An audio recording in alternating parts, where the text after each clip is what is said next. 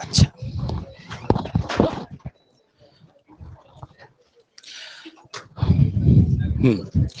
तो wave motion ही कर रहे थे हम लोग, और हम लोगों ने वो पढ़ा था इंटरफेरेंस, है ना।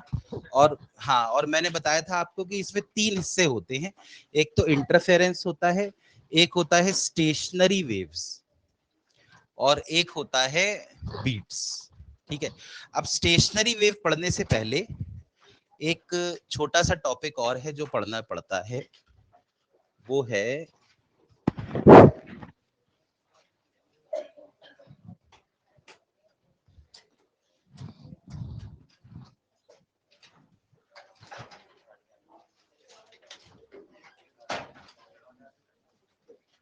Velocity of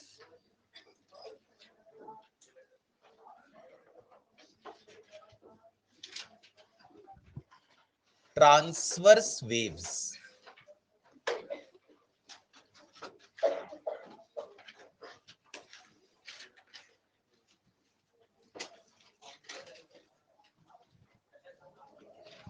on a string, जैसे स्ट्रिंग पर वेव चलती है, तो हमने उसकी वेलोसिटी का एक फॉर्मूला पहले लिखा था कि ये होता है कि अगर इक्वेशन दी हो तो coefficient of T upon coefficient of x, याद है एक ऐसा फॉर्मूला बताया था मैंने, याद है ना। वह उसी का ही और फॉर्मूले। जैसे क्या होता है कि अब ट्रांसवर्स वेव जो है वो स्ट्रिंग पे चलती है, ये है कोई दीवार हो गई, और ये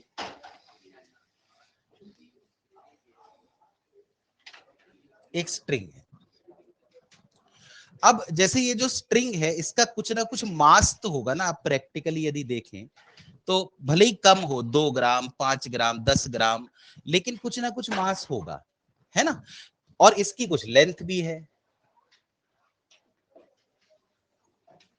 तो अगर इसका मास, मास ऑफ स्ट्रिंग, मैंने आपको कई बार ये बोला है कि वेव का कोई मास नहीं होता, ठीक है। इसीलिए ना, मान लो एक सवाल आ जाए, क्या हम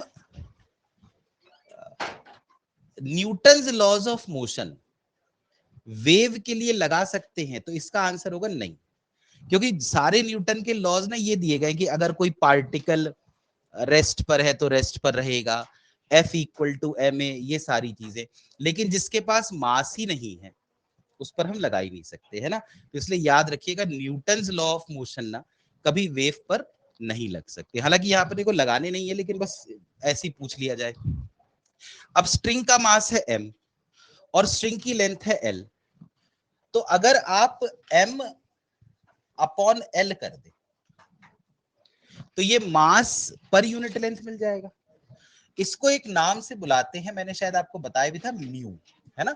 इसको कहते हैं मास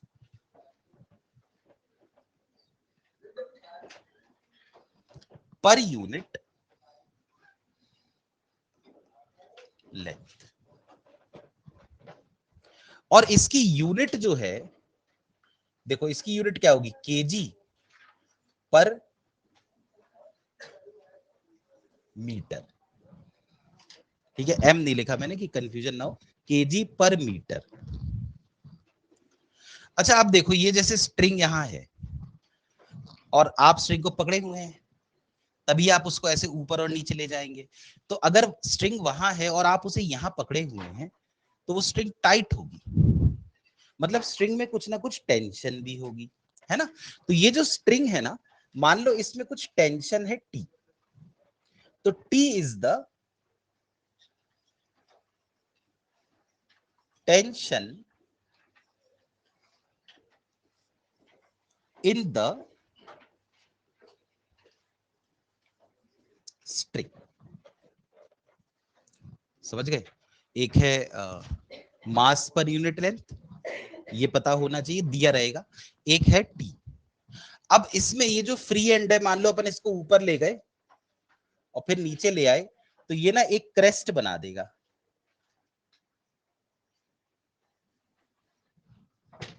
और ये क्रेस्ट इस तरफ जाने लगेगी, किसी स्पीड v से, इसी को अपन कहते थे coefficient of t upon coefficient of x।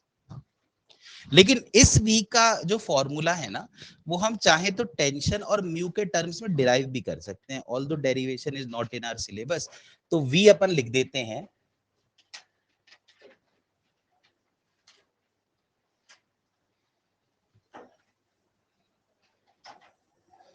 Square root of t by mu. तो अगर किसी स्ट्रिंग में टेंशन है t और उसका जो मास पर यूनिट लेंथ है, कई बार मास पर यूनिट लेंथ नहीं देते, मास दे देते हैं, लेंथ दे देते हैं, तो म्यू हमें खुद निकालना पड़ेगा। तो under root of T by mu.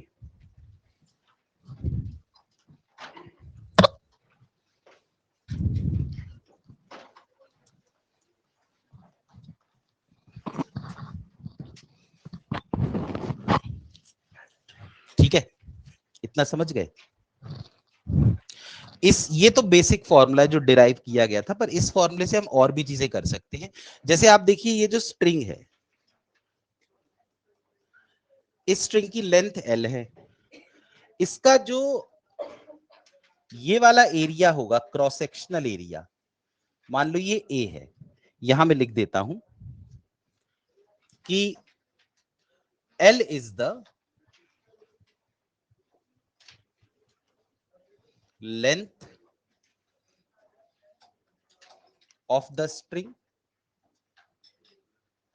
and A is the cross sectional area। तो स्ट्रिंग की लेंथ L और एरिया A। तो अगर ये जो A है, इसको आप L के साथ मल्टीप्लाई कर दें, तो ये क्या मिल जाएगा? वॉल्यूम मिल जाएगा। बिल्कुल सही बात है। तो ये हो जाएगा वॉल्यूम ऑफ स्ट्रिंग।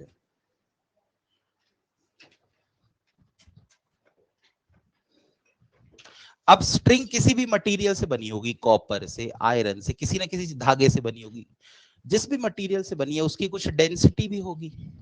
तो अगर हम ये जो वॉल्यूम है इसको डेंसिटी से मल्टीप्लाई कर दें, तो वॉल्यूम इनटू डेंसिटी क्या हो गया? मास। तो ये बन गया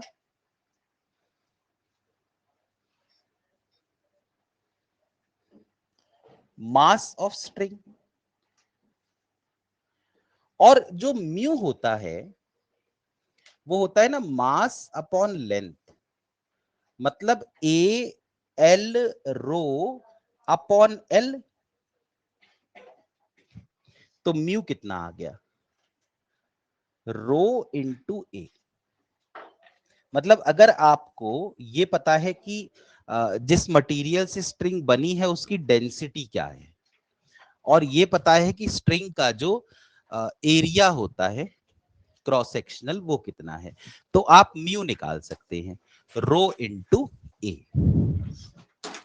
तो इस केस में जो वेलोसिटी होगी वो होगी under root T by mu. Mu क्या है? तो जैसे एक formula under root T by mu था ना, उसी तरह से एक ये फॉर्मूला आ जाता है under root T by rho into ए। कई बार क्या होता है, डेंसिटी दी रहती है, एरिया दिया रहता है, तो उससे भी म्यू निकल सकता है।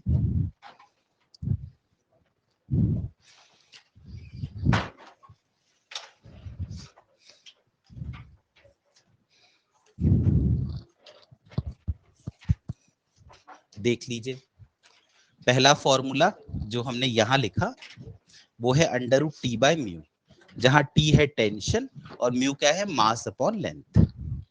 दूसरा फॉर्मूला हमने लिखा T by rho into A. एक और फॉर्मूला बन जाता है, जैसे टी क्या है? टेंशन यानी फोर्स, ए क्या है? एरिया।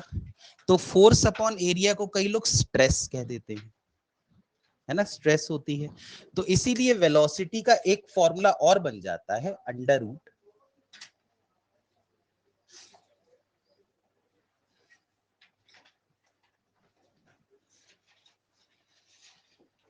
इन तीनों ही फॉर्मूले पे मैं आपको बताता हूं किस तरह के सवाल आते हैं। Stress upon density.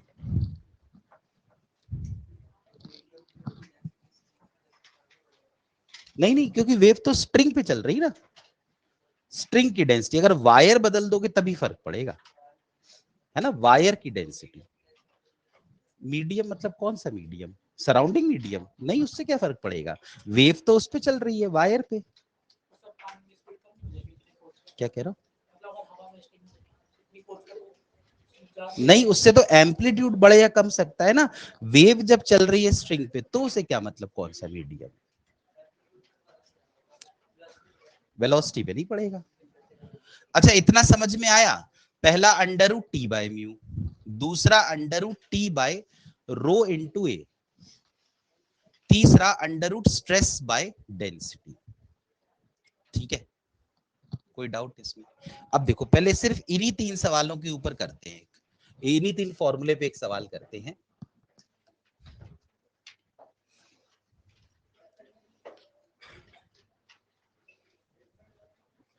वेलोसिटी, हाँ ये है।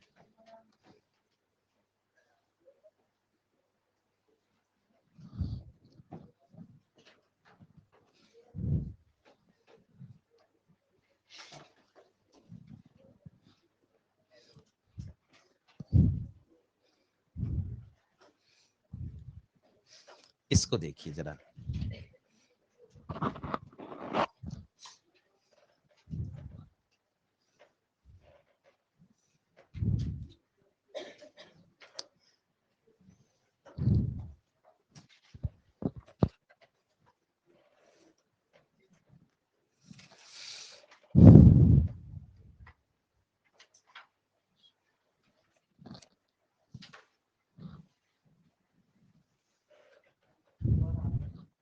बना रही है।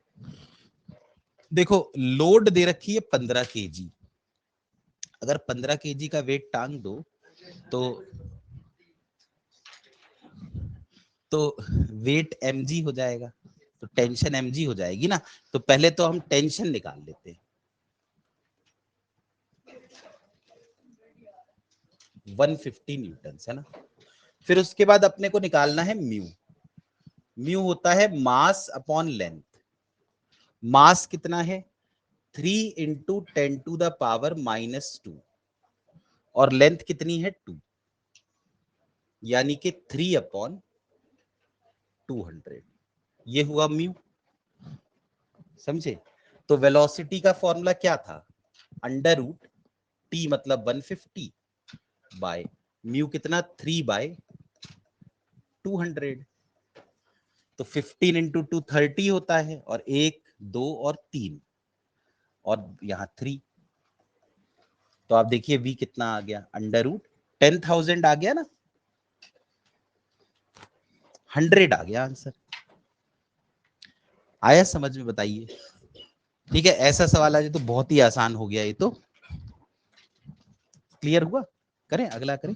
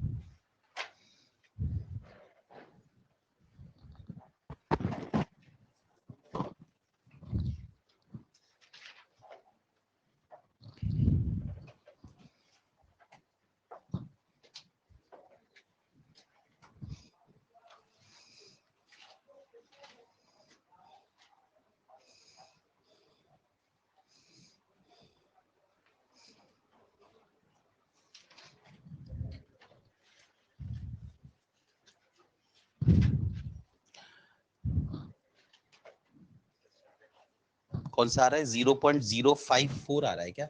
आंसर तो मुझे नहीं पता, पर हो सकता है ये आंसर। पहले तो देखो क्या लिखा है, लिखा है transverse wave propagating on a string can be described by this equation. Equation देने से क्या फायदा होता है कि अगर अपन स्पीड चाहे तो निकाल सकते हैं। स्पीड होती है ना coefficient of T upon coefficient of x. तो स्पीड हो गई कोफिशिएंट ऑफ टी मतलब 300, कोफिशिएंट ऑफ एक्स मतलब 10, तो 30 आ गई। अब जो स्पीड होती है वो under root T by mu होती है। अब इन्होंने कहा है कि म्यू दे रखा है, देखो तो म्यू दे रखा है 0.6 इंटू 10⁻³ ग्राम पर सेंटीमीटर, ये दे रखा है। लेकिन ये यूनिट गलत है, क्योंकि यूनिट होती केजी पर मीटर। तो ग्राम को केजी में करना हो तो देखो 0.6 इंटू 10⁻³ ग्राम को अगर केजी में करना हो तो ये होगा, और सेंटीमीटर को अगर मीटर में करना हो तो ये होगा, है नहीं, 1 सेंटीमीटर 1/100 मीटर। ठीक है, अब इससे म्यू निकालते हैं पहले।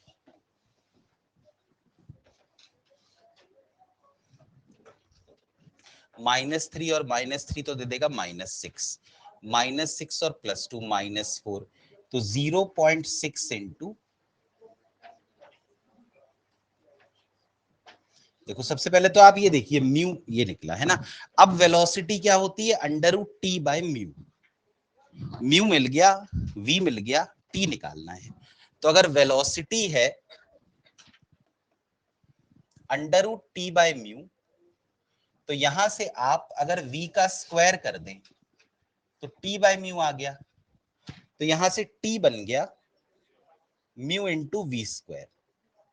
अब म्यू कितना है, 0.6 इंटू 10⁻⁻⁴, वी स्क्वायर 30 का स्क्वायर 900, तो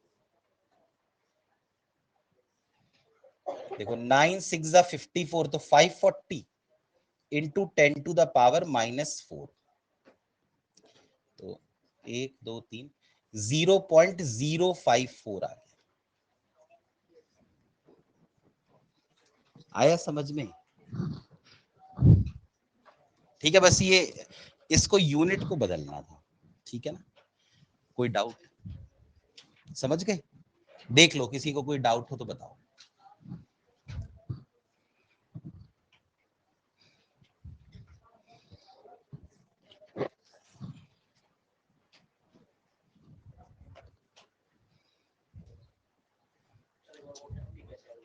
थर्टी यार, ये होता है कोफिशिएंट ऑफ टी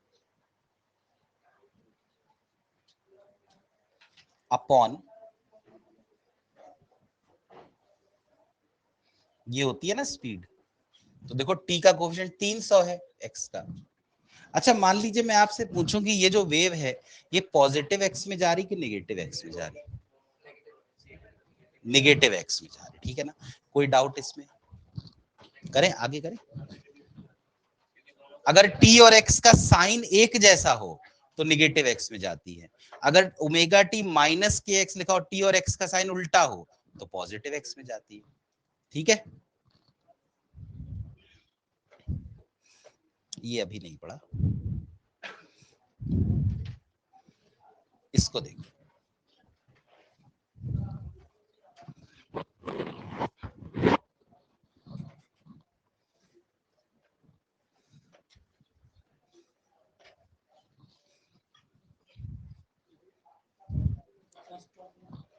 टॉट मतलब कि टाइट।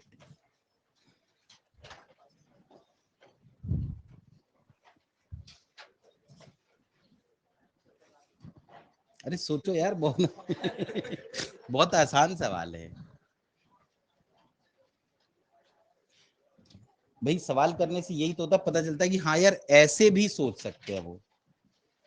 जैसे एक फॉर्मूला था, देखिए आपको अगर याद हो, एक बार मैंने आपको बताया था कि अगर हम किसी चीज का टेम्परेचर बढ़ाएं लेकिन लेंथ को ना बढ़ने दें तो उसके अंदर एक स्ट्रेस डेवलप हो जाती है जो होती है थर्मल स्ट्रेस। उस थर्मल स्ट्रेस का अपन ने एक फॉर्मूला लिखा था, वाई एल्फा डेल्टा थीटा, ये था थर्मल एक्सपेंशन में। अब यहां इन्होंने लिखा है कि कॉपर वायर 50 डिग्री पर वो टाइट है, ठीक है, दोनों तरफ से जोड़ रखा है, लिखा है ना रिजिड सपोर्ट से दोनों तरफ से जुड़ा है, ये सब दे रखा है। फिर लिखा है speed of transverse wave eight 30 degree. अब सोचो क्या हुआ होगा, जैसे दोनों तरफ से वायर जोड़ दिया 50 डिग्री पर, बिल्कुल सीधा है वो वायर।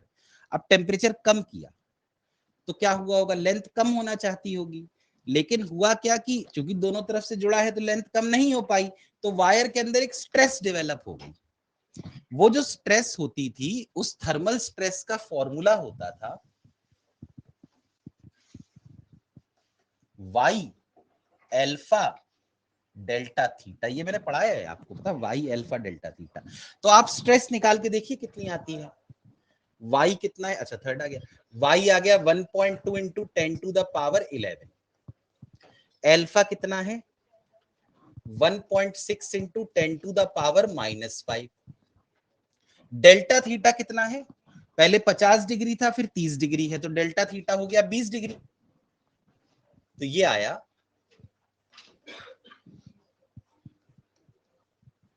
देखो ये 100 आ गया, 11 और -5 ये हो गया 6, 6 और 1 हो गया 7, और 7 में से ये चले गया तो 5, तो 10⁵ आ गया। तो ये हटा देते हैं, ये हटा देते हैं और ये हटा देते हैं। अब ये है 12, ये है 16 और ये है 2, तो ये बन गया 12 इंटू 16 इंटू 2 इंटू ये स्ट्रेस आ गई। तो इन्होंने पूछा है स्पीड ऑफ ट्रांसवर्स वेव बताओ। तो अभी अभी मैंने आपको एक फॉर्मूला बताया था कि स्पीड का फॉर्मूला होता है under root stress by density, है ना। तो v हो गया अंडर रूट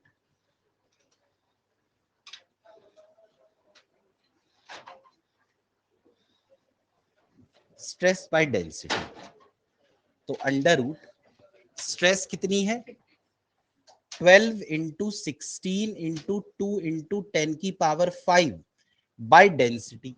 अब डेंसिटी कितनी है 9.2 इंटू 10⁵3। तो आप ये देखिए ये बनेगा 5 ऊपर और ये यहां,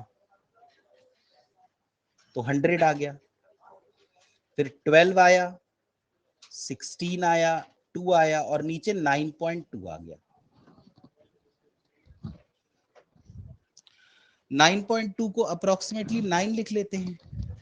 तो अगर 9 लिख ले तो 3 3 जा 9 और 3 4 जा 12, तो 4 इंटू 16 होता है 64, 64 इंटू 2 128।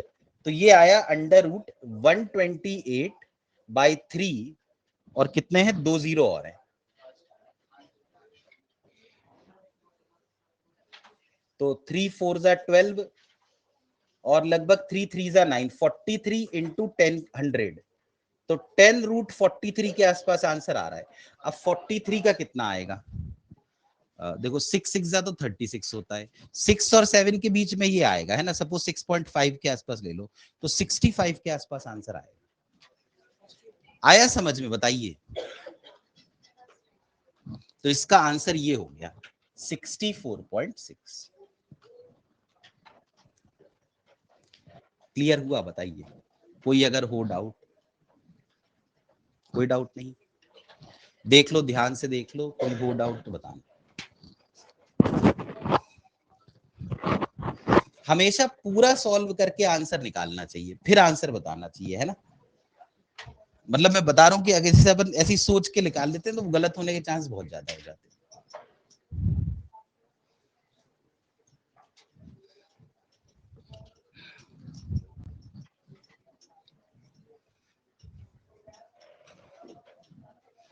हुआ, क्लियर हुआ क्या, कोई है डाउट बताओ, और देखते हैं एक आध सवाल। चलो ये तो बाद में करेंगे।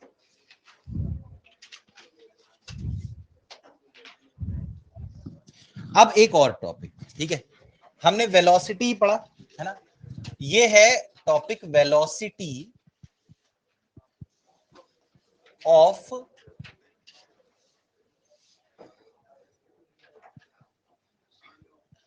Transverse waves on a string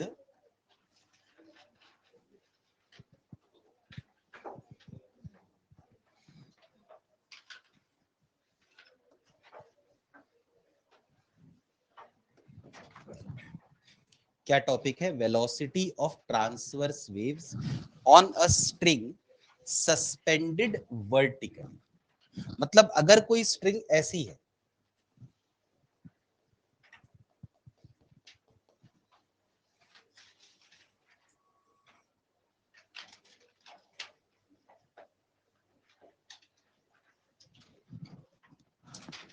ठीक है, इससे कोई मास नहीं लटका, लेकिन इसका अपना भी कुछ ना कुछ मास तो होता ही है, और लेंथ एल होती है ना। तो इसका मास m है, लेंथ l है। और एक आदमी ने क्या किया, आप देखो इस केस में ना स्ट्रिंग ऐसे है, तो एक आदमी ने इसको ऐसे x में ऑसिलेट कराया, तो एक वेव बन गई।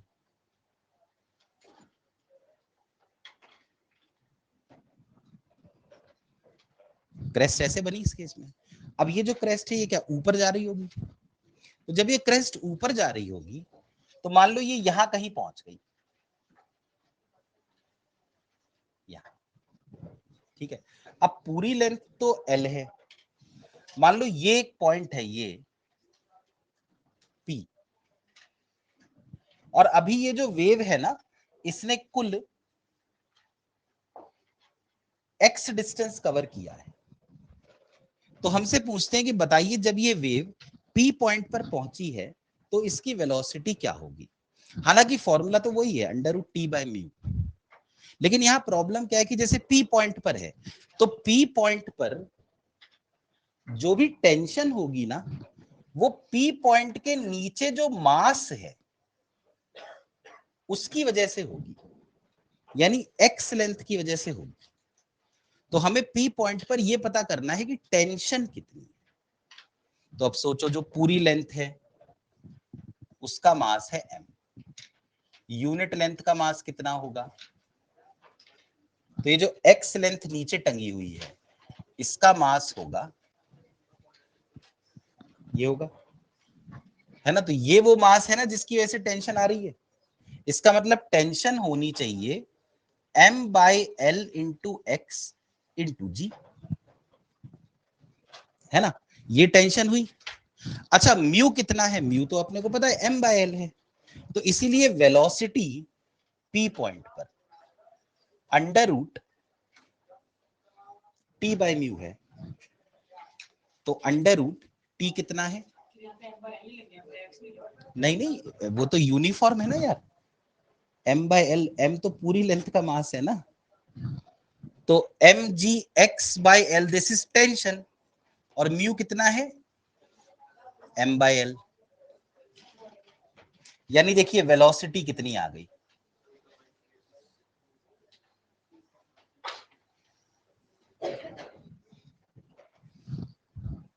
इस फॉर्मूले को याद रखिएगा, जब वो नीचे वाले एंड से x डिस्टेंस ऊपर होती है ना वेव, तो उसकी वेलोसिटी होती है √gx। मतलब ये जो वेलोसिटी है ना वेव की ये कांस्टेंट नहीं है, बस वैसे हमेशा कांस्टेंट होती है। सिर्फ ये एक ऐसा पर्टिकुलर केस है जिसमें जैसे जैसे वेव ऊपर जाती है वैसे वैसे क्या होता है कि x बढ़ता जाता है और वैसे वैसे उसकी स्पीड बढ़ती जाती है।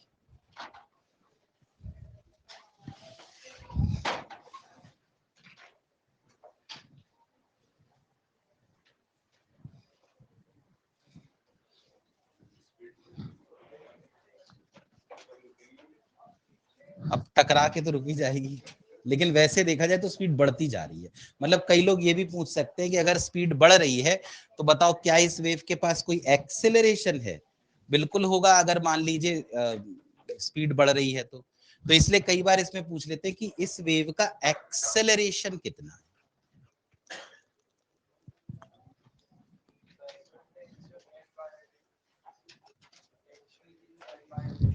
टेंशन देखो, कोई भी पॉइंट है स्ट्रिंग का, वहां पर टेंशन क्या होगी? जो उसके नीचे मास टंगा है वो मास इंटू जी। तो वो P पॉइंट के नीचे कितना मास है? m/l into x.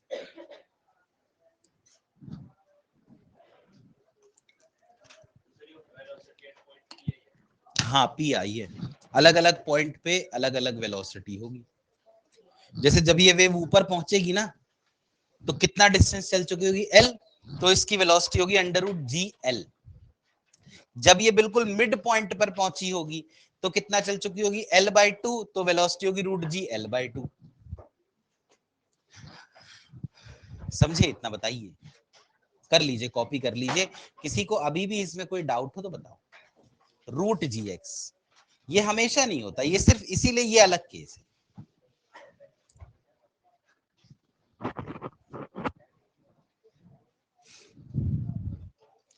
तो वेलोसिटी x पे डिपेंड कर रही है, velocity is depending on x, x बढ़ रहा है, वेलोसिटी बढ़ रही है।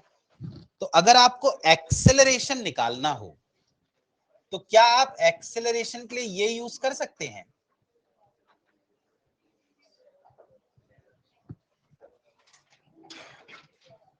ये एक फॉर्मूला आपने सुना होगा, v क्या है, √g, और √x को अलग लिख देते हैं, x की पावर हाफ, ठीक है। अब अगर मैं dv/dx करूं तो ये √g तो वैसे ही रहा, और x की पावर हाफ बन गया हाफ x की पावर हाफ -1, यानी माइनस हाफ। x की पावर n का हो गया nx n-1। अब इन दोनों को मल्टीप्लाई करो तो देखो √g और √g मल्टीप्लाई होकर क्या दे देगा, g। x की पावर हाफ और x की पावर -हाफ हट गया, और एक 2 और नीचे आ गया। तो इस वेव का एक्सेलरेशन कितना है जो स्प्रिंग पे चल रही है, g/2।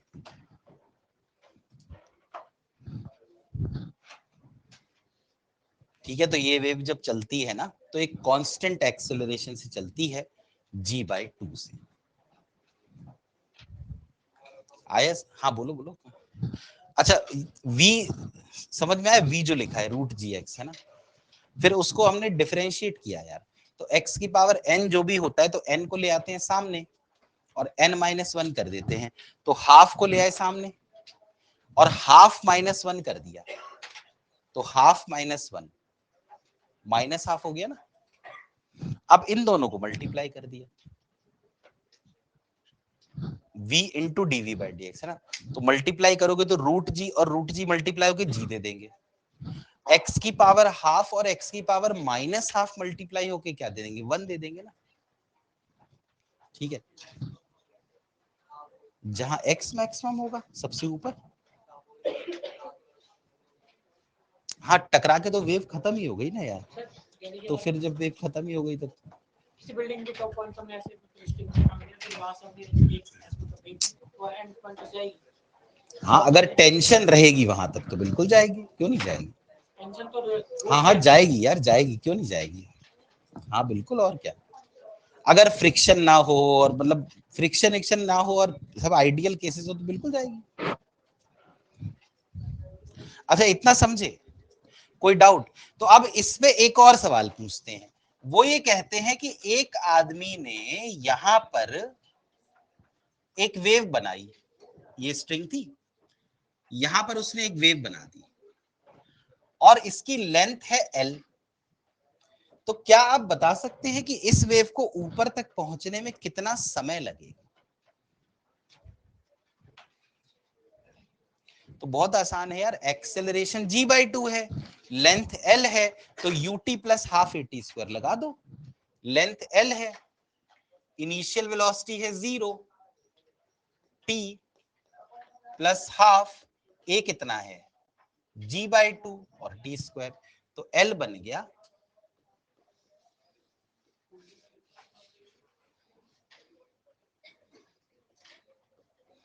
तो t कितना आ गया, देखो √2L/g नहीं आया, 2√L/g आ गया। ये भी पूछ सकते कि time taken by the wave to reach the top.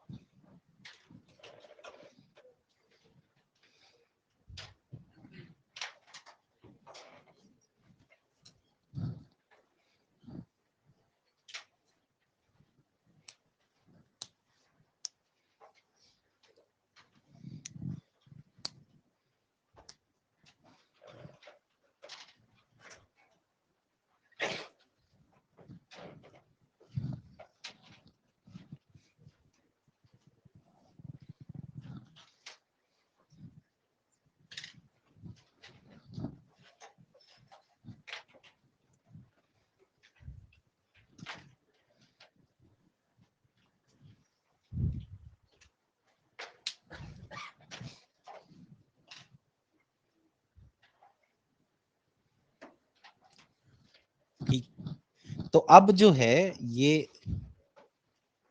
वाला एक क्वेश्चन था, इसको आप पढ़ के देखिए।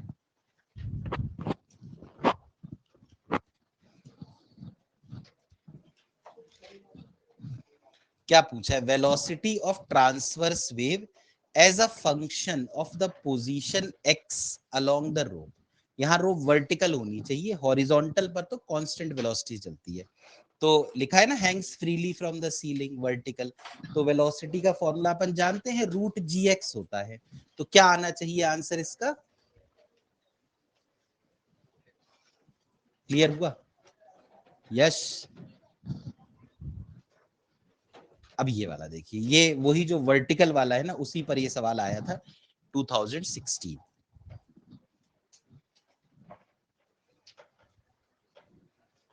हालांकि कोई डिफरेंशिएशन वाला नहीं है, सिंपल ही क्वेश्चन है।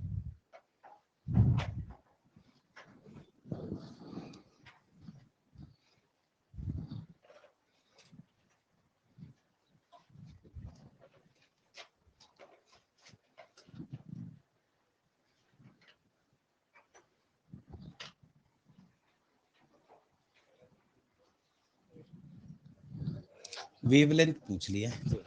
तो क्या कह रहे हैं? अ यूनिफॉर्म रोप डायग्राम बनाओ of length L and mass m1। Rope का मास कितना दे रखा है? m1। Hangs vertically from the rigid support. A block of mass m2 is attached to the free end of the rope. यानी कुछ ऐसा कर दिया।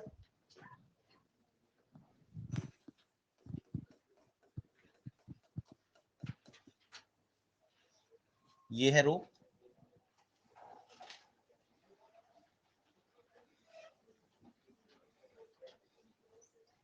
m2, इसका मास m1 और लेंथ इसकी l। अब कह रहे हैं अ ट्रांसवर्स पल्स, पल्स मतलब जैसे सिर्फ एक क्रेस्ट हो तो उसे पल्स कह देते, of wavelength lambda one is produced at the lower and of the rope.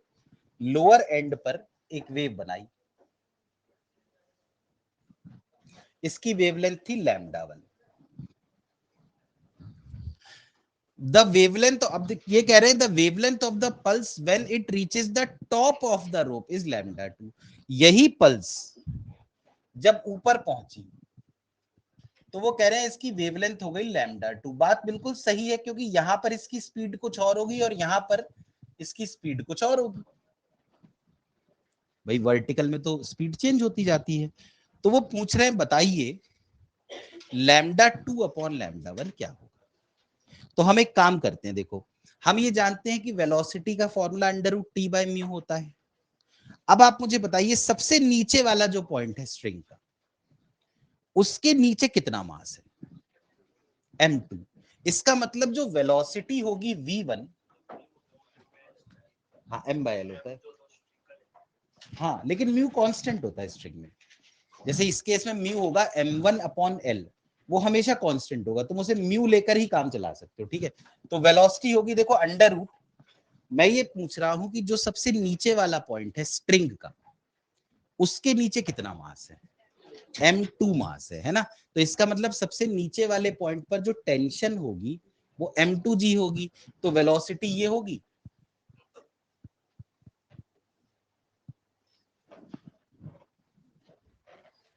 T by mu ही तो होती है ना। और वेलोसिटी का फॉर्मूला आपने सुना होगा, तो अगर वेलोसिटी v1 है तो वेवलेंथ को लैम्डा वन लिख दीजिए। कोई डाउट?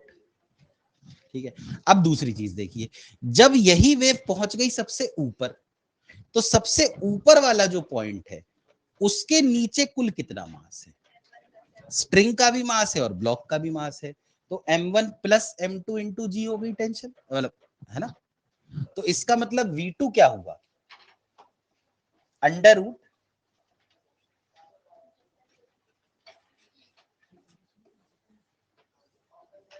ये समझे क्या? भाई टोटल टेंशन बढ़ गई तो वेलोसिटी बढ़ गई। This should be equal to, क्योंकि वेलोसिटी चेंज हो गई, फ्रीक्वेंसी कभी चेंज नहीं होती, हमेशा सेम होती है, चाहे मीडियम बदले कुछ भी हो जाए, फ्रीक्वेंसी कभी भी नहीं बदलती, ठीक है। क्योंकि फ्रीक्वेंसी का मतलब होता है कि कितनी वेव आ रही है। अब अगर यहां से एक वेव बनाओगे तो वही वेव जाती रहेगी, चाहे मीडियम बदले चाहे कुछ हो। तो तुम एक वेव यहां से भेजोगे तो वहां एक ही तो मिलेगी।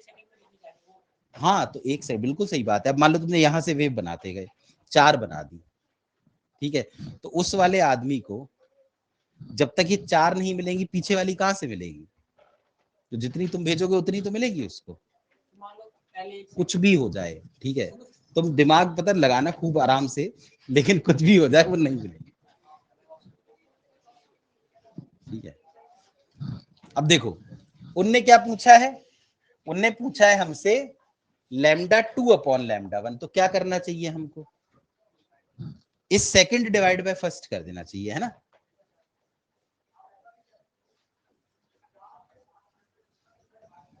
तो कर दो डिवाइड। मुझे लगता है ये आंसर आना चाहिए फिर, क्योंकि जी और जी कट जाएगा, म्यू और म्यू कट जाएगा, तो m1 plus m2 divide by m2। तो है कोई ऐसा ऑप्शन? थर्ड है ना। इसमें कई लोग क्या है, पूरा सॉल्व करने के बाद भी ना फर्स्ट मार्क कराते हैं। हाँ है ना।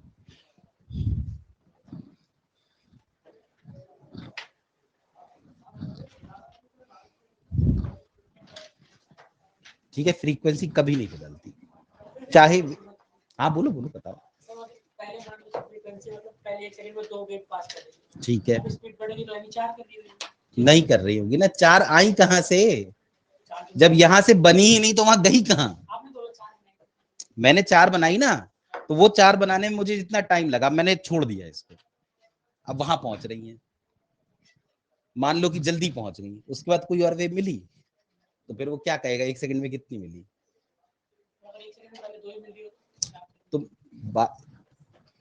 मतलब नहीं, ऑब्जर्वेशन टाइम की बात नहीं है। मान लो कि मैं यहाँ काउंट कर रहा हूँ कितनी वेव मिल रही है, ठीक है, वहां से वो पर्सन वेव भेज रहा है, उसने 5 वेव बनाई 1 सेकंड में और भेज दी।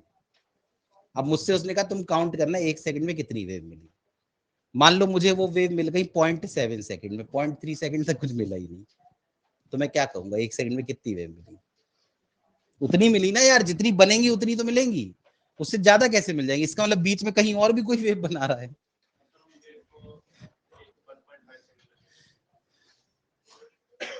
हाँ ये हो सकता है, लेकिन यहाँ पे ऐसा हो नहीं रहा है ना। अच्छा इतना समझ गए, चलो क्लियर हुआ वेलोसिटी वाला लॉजिक। कोई अगर हो डाउट तो बताइए, कोई डाउट नहीं है? चलो, तो अब इसके बाद एक और पॉइंट, स्टेशनरी वेव पढ़ने से पहले एक और पॉइंट, जिसको हम कहते हैं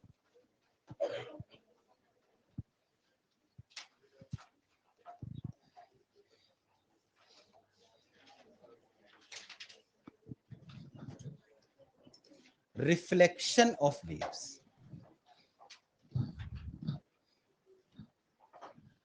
देखो जैसे हम क्या, जैसे क्या होता है, अगर मान लीजिए आपने वेव को, ये आप खुद भी ट्राई कर सकते हैं, एक वेव को ना आप ऐसे बनाकर और भेज दीजिए, जब वो दरवाजे से टकराती है ना, तो उसका कुछ हिस्सा हो सकता है लौट कर आपके पास आ रहा।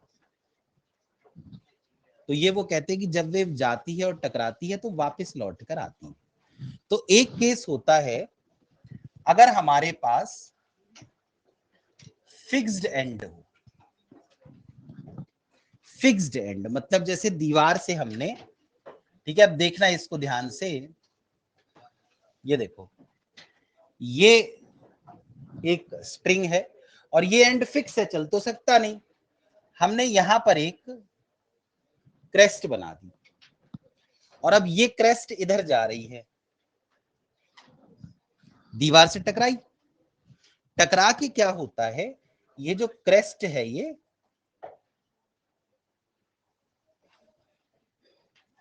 ट्रफ बन के वापस लौट जाता है।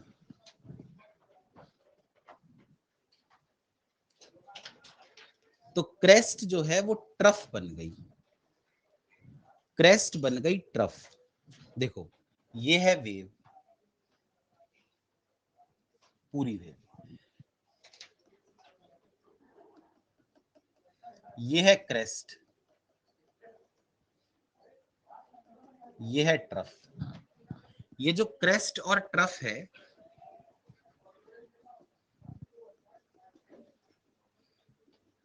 और जो ट्रफ है, इनके बीच का डिस्टेंस कितना होता है बता सकते हैं आप? लैम्डा होता है या लैम्डा बाय 2 होता है? बताओ यार, इतना देर तक आप लोग को यही नहीं पता है। लैम्डा बाय 2 होता है ना, पक्का? अच्छा, अब ये है, देखो दोनों के बीच का डिस्टेंस लैम्डा बाय 2 है। एक फॉर्मूला था,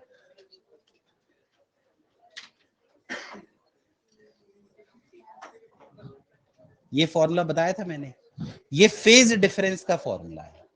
अगर पाथ का डिफरेंस दोनों के बीच लैम्डा बाय 2 है, तो क्रेस्ट और ट्रफ के बीच फेज का डिफरेंस कितना हुआ? 2 pi by lambda into lambda by 2, कितना हो गया? पाई।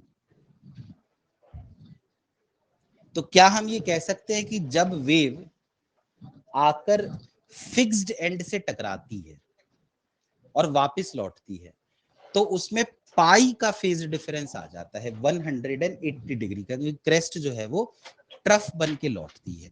यहां लिख देते हैं, when a wave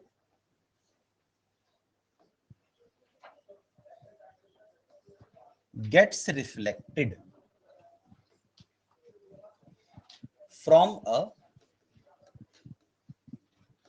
fixed end, it suffers a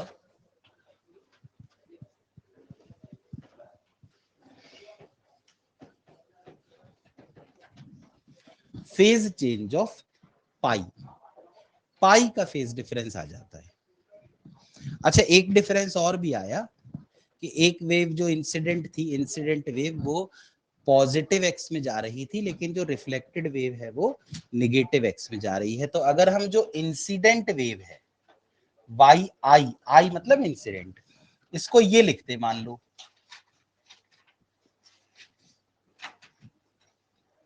मैं यहां पर ये लिख देता हूं, इससे क्या होगा कि कोई फर्क नहीं पड़ेगा, मतलब ये तो अपन को दिख ही रहा है ना कि एक्स और टी का कोफिशिएंट, मतलब एक्स और टी जो है वो अपोजिट साइन के हैं, तो पॉजिटिव एक्स पे जा रही है।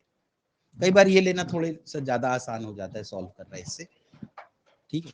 तो जो वेव वापस लौटी, पहला डिफरेंस तो उसमें ये आया कि उसमें दोनों का साइन सेम होना चाहिए, क्योंकि वो निगेटिव एक्स में जा रही है।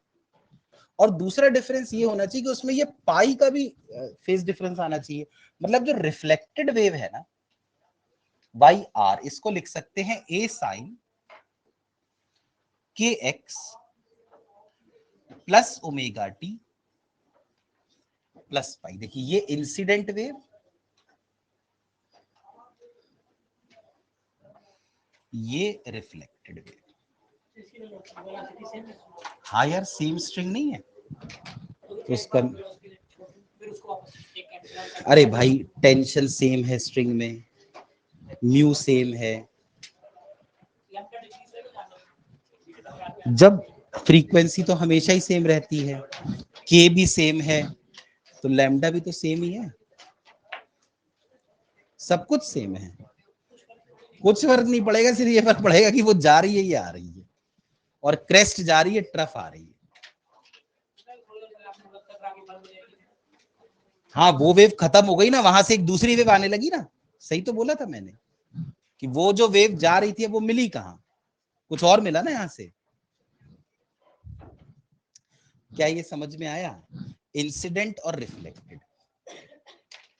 तो अगर वो यही पूछ लें कि ये इंसिडेंट वेव की इक्वेशन है, तो बताइए रिफ्लेक्टेड वेव की क्या इक्वेशन होगी? तो इक्वेशन सिर्फ ये होगी, माइनस की जगह प्लस आ जाएगा, और एक प्लस पाई और आ जाएगा। ये पाई सिर्फ ये बताने के लिए कि भाई वो 180 डिग्री का फेज चेंज हो गया है, क्रेस्ट जो है वो ट्रफ बन गई है। अच्छा, ये तो है फिक्स्ड एंड। एक और होता है जिसे हम कहते हैं मूवेबल एंड।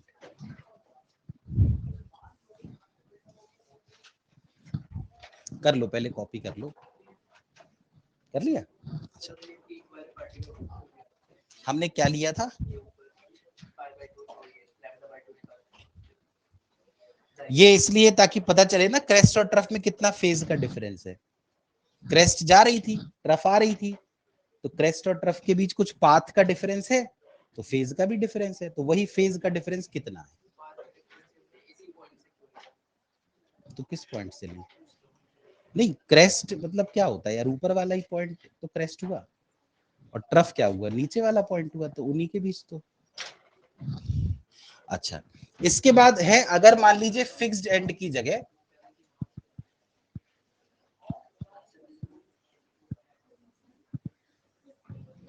मूवेबल एंड,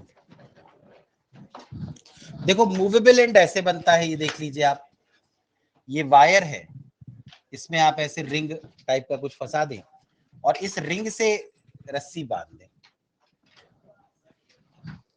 अब इसमें क्या होगा कि ये रिंग चल सकता है इस वायर पे, है ना।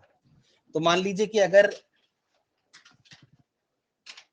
यहां से क्रेस्ट बनी, तो क्या होगा, जब ये क्रेस्ट जाएगी तो रिंग भी ऐसे ऊपर जाएगा फिर नीचे आ जाएगा, तो उस केस में क्या होगा कि जो वापस में वेव आएगी ना, वो भी ऐसी आ जाएगी।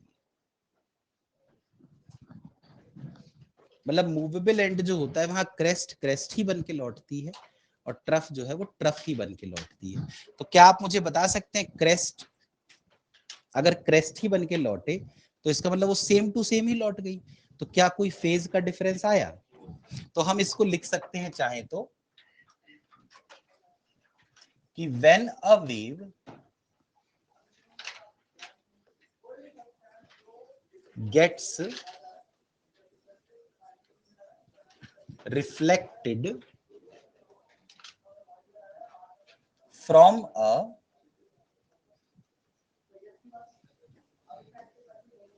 movable end, it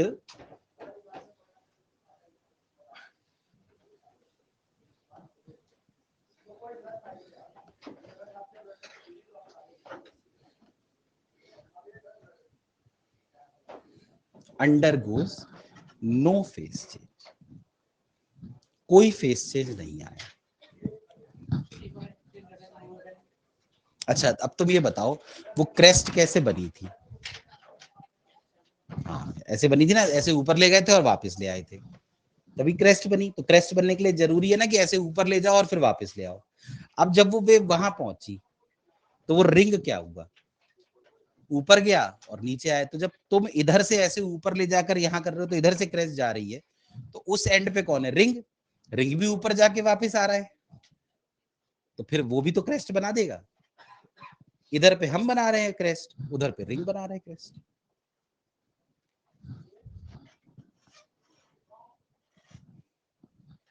अच्छा, इस केस में क्या है, अगर ये जो इंसिडेंट वेव है, इंसिडेंट वेव, उसको आप ये लिख दे ए साइन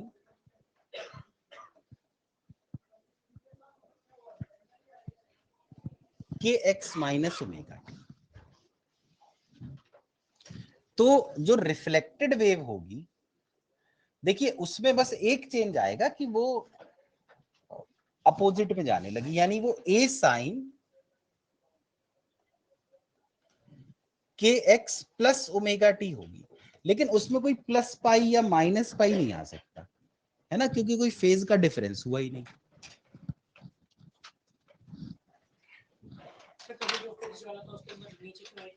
क्या? हाँ बिल्कुल सही कह रहा हूँ, क्योंकि सोचो वो जो फिक्स्ड एंड था वहां पर वो जो वेव थी क्रेस्ट, वो क्रेस्ट उस एंड से कह रही होगी ना कि तुम ऊपर जाओ, पर वो ऊपर नहीं जा रहा। क्यों नहीं जा रहा, क्यों नहीं जा रहा होगा? जैसे अगर मान लो हमसे ये पूछा जाए कि यहाँ पे ट्रफ क्यों लौटी, तो हम कहेंगे जो ये वाला एंड है, ये एंड को कायदे से ऊपर जाना चाहिए, क्योंकि क्रेस्ट तो हर चीज को ऊपर ले जाती है, तो ये क्यों नहीं गया? तो जरूर ये जो दीवार है ना जो इससे जुड़ी है, वो क्रेस्ट जब ऊपर इसको ले जाने की कोशिश कर रही होगी, तो ये दीवार इसको उसी समय नीचे ले जाने की कोशिश कर रही होगी, तभी सुपर पोजिशन की वजह से वो ऊपर और ये नीचे वाला दोनों कैंसिल हो गए होंगे। तो यहाँ पर ये जो फिक्स्ड एंड है, इसने, हम ऐसा इमेजिन करेंगे कि इसने जरूर इसको ये नीचे ले गया और फिर वापस ले आया, तभी वो एंड गया नहीं। तो अब फिक्स्ड एंड ने उसे कहाँ ले गया, नीचे ले गया और इधर ले गया, तो इसलिए ट्रफ चली गई। ठीक है। अच्छा ये समझ में आया? बस इतना याद रखना है, फिक्स्ड एंड से पाई का फेज डिफरेंस और मूवेबल से कोई फेज डिफरेंस नहीं। हालांकि और भी केसेस हो सकते हैं, लेकिन हमें वो पढ़ने नहीं। हो सकता है 60 डिग्री का फेज डिफरेंस हो जाए, हो सकता है 30 डिग्री, कुछ भी दे सकते हैं वो, ठीक है, लेकिन हमें सिर्फ ये दो ही पढ़ने हैं। तो इसका मतलब ये है, आप सोचो, मान लो एक स्ट्रिंग ये, और इस तरीके से अपन ऑसिलेट करते रहे, तो क्या होगा, वो उधर जाती रहेगी, वापस आती रहेगी, और हम अभी भी इसको ऑसिलेट कर रहे हैं, तो जो वेव हम भेज रहे हैं और जो लौट रही है वो आपस में सुपरपोजिशन करती रहेंगी। तो जब ऐसी वेव्स जो अपोजिट डायरेक्शन में जा रही हो वो सुपरपोजिशन करना शुरू कर दें, तो उसको हम कहते हैं स्टेशनरी वेव्स। ठीक है, तो अगली हेडिंग डालिएगा,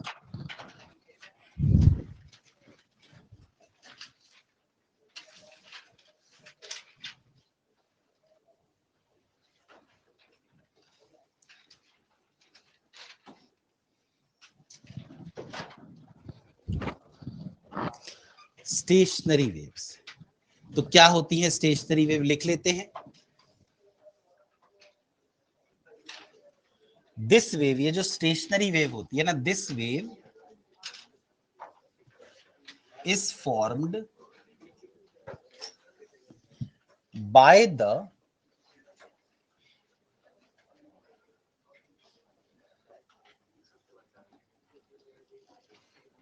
superposition of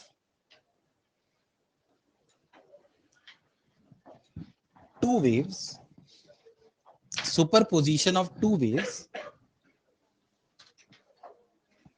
having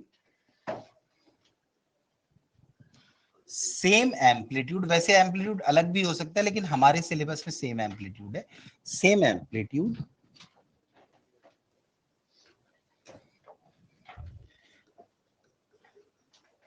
same frequency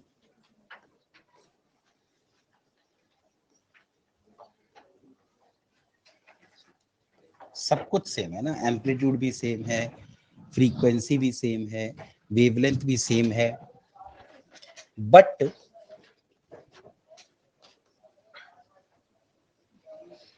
travelling in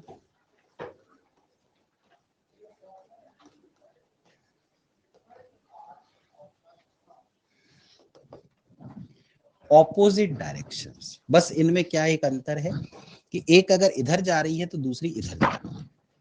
अब ये मान लो एक ही स्ट्रिंग पर चलने लगे, ठीक है, तो हमें स्ट्रिंग कैसी दिखेगी? जब दो वेव एक जैसी थी, वो एक स्ट्रिंग पर चलने लगती थी, तब तो हमें एक वेव ही दिखती थी, जिसका रिजल्टेंट हमें दिखता था √A1² + A2²। इसमें क्या होगा ये हमसे पूछा है, ठीक है। तो मान लीजिए एक वेव ये है Y1, A sin kx - ⍵t। क्या आप बता सकते हैं ये वेव कौन से एक्सिस में जा रही है? पॉजिटिव एक्स में जा रही है। मान लीजिए एक दूसरी वेव है A sin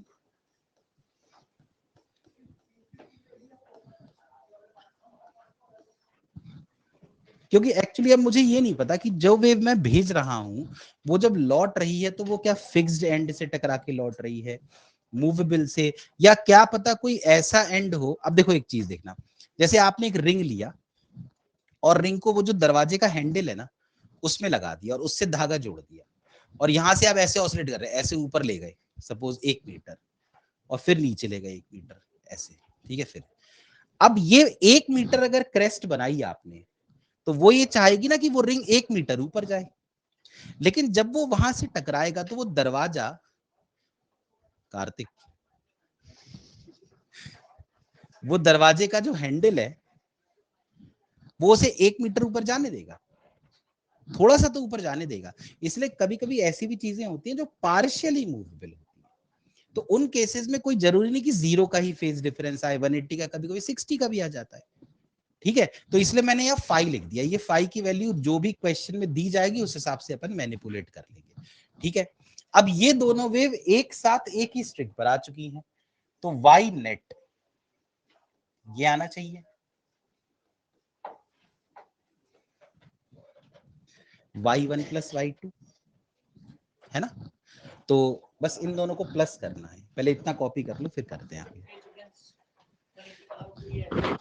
हाँ पूरी क्रेस्ट ट्रफ में बन गई, तो हो सकता है कि वहां से जो लौटे वो ऐसी लौटे, मतलब यहाँ तो पूरी हो लेकिन यहाँ पे बस इतनी हो ऐसी, यार ये देखो ऐसी हो सिर्फ, क्योंकि वो दरवाजा ऊपर तक तो जाने नहीं दे रहा है ना, कुछ भी हो सकता है ना। स्पीड तो सेम ही रहेगी क्योंकि रस्सी तो सेम ही है। नहीं आएगी यार, क्यों जल्दी आएगी। तो एम्पलीट्यूड कम अगर हो भी गया तो जो रस्सी चल रही है वो रस्सी तो सेम ही है, उसमें टेंशन तो सेम ही है, म्यू सेम ही है। इतना समझ में आया। तभी मैं बार बार कहता हूँ एक्चुअली देखो दिमाग ना बिल्कुल नहीं लगाना चाहिए, क्योंकि दिमाग हमारा इतना मैच्योर ही नहीं है ना कि ये समझ पाए।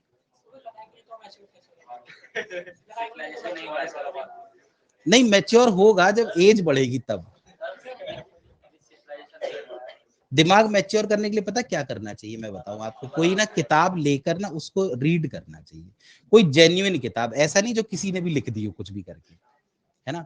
क्योंकि मुझे भी जो पता है ना वो असली फिजिक्स का सिर्फ 2-4% ही पता है, जिन लोगों ने ये सब बनाया है उनको ज्यादा पता है, तो उनकी किताब पढ़ने से ही हमारा दिमाग खुलेगा। नहीं नहीं, तो नीट में भी तो उतना ही आता है यार, और ऐसा थोड़ी कि कोई 100% आ जाता है। अच्छा इतना समझे। तो देखिए y1 कितना है, a sine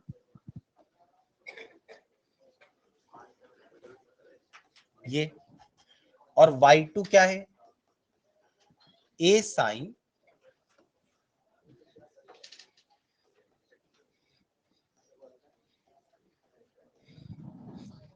kx plus omega T plus five. ठीक, अब अगर y नेट को हमने लिखा y1 प्लस y2, तो y नेट आया इनका सम a साइन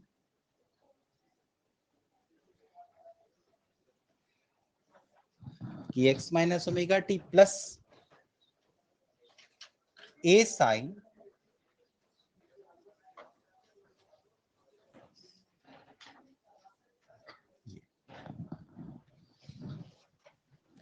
इसमें से a कॉमन आ जाएगा, तो y नेट कितना आ जाएगा,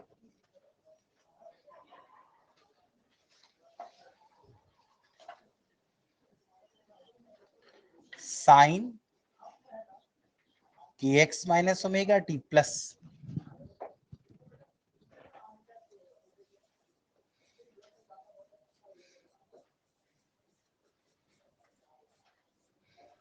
सही है। तो यहां पर ना एक मैथ्स का हम फॉर्मूला यूज कर सकते हैं, sine c plus sine d, ये होता है 2 sine c plus d by 2 cos d minus c by 2।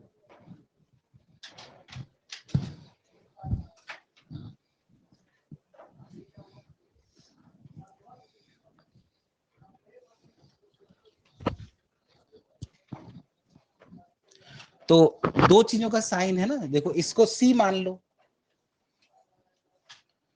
इसको डी मान लो, अब करो तो वाई नेट कितना आया, ए इसको 2 यहां लिख दो, फिर साइन, दोनों को ऐड करो, देखो जब ऐड करोगे तो देखो kx और kx से ऐड होकर 2kx दे देगा। देखो c को देखना, वहां देखना c और d को, बट वहां लिखा है माइनस ओमेगा टी, फिर वहां लिखा है प्लस ओमेगा टी, जब जो दोनों को जोड़ोगे तो हट जाएगा, और एक फाई और लिखा है ना, तो प्लस फाई बाई 2। अच्छा, कॉस में हमें क्या करना है, डी में से सी माइनस करना है। जब आप माइनस करेंगे तो देखिए के एक्स में से के एक्स माइनस हुआ तो हट गया, इधर लिखा है ओमेगा टी, वहां लिखा है माइनस ओमेगा टी, तो omega T minus minus omega T, और यहाँ पे एक फाई है पर वहां कुछ नहीं है, ये देखो। तो जो वाई नेट आया ना, वो आया 2a साइन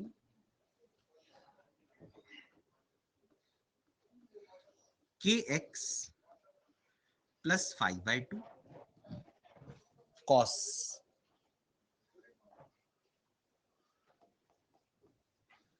देखो ये पहला ऐसा इक्वेशन आया है जहां के एक्स अलग आ गया है, ओमेगा टी अलग आ गया है ना। तो ये नॉर्मल वेव नहीं है, इसको लोगों ने एक नाम दिया स्टेशनरी वेव। तो क्यों दिया वो अपन देखेंगे बाद में, पर यही तक अपन आज करते हैं, है ना। ये एक बिल्कुल जनरल इक्वेशन है,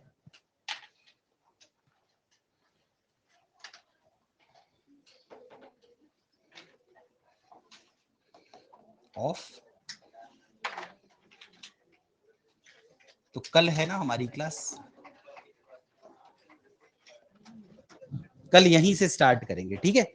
2a साइन, हाँ इसको मतलब एक बार चाहो तो खुद से कर लेना, ठीक है। उसको सी और डी करके सी प्लस डी कर देना, माइनस करके देख लेना कितना आता है। नहीं, अरे ऐसी दे दिया यार नाम, लोगों को नहीं समझ में आता ना कि असल में हो क्या रहा है। वही तो अभी हो क्या रहा है कल पता चलेगा।